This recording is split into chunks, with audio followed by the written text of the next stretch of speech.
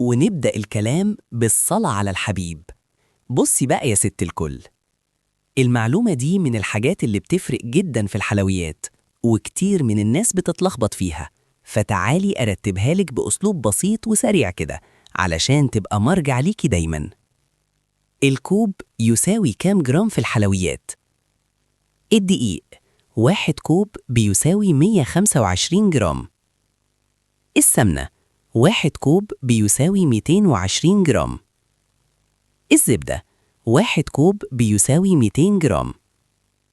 السكر البودرة 1 كوب بيساوي 120 جرام. السكر العادي 1 كوب بيساوي 200 جرام.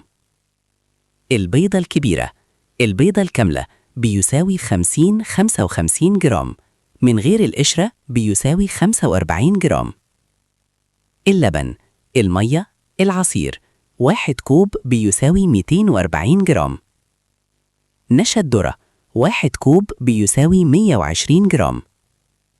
نصيحة من قلب المطبخ، لو بتعملي حلويات نواعم زي الكحك، البيتي فور، الغريبة، السابليه، يبقى الميزان أدق بكتير من الكوب علشان المقادير تطلع مظبوطة والنتيجة ثابتة كل مرة.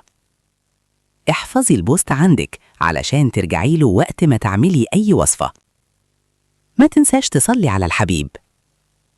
اعملي لايك وشير علشان نوصل لأكتر عدد ممكن.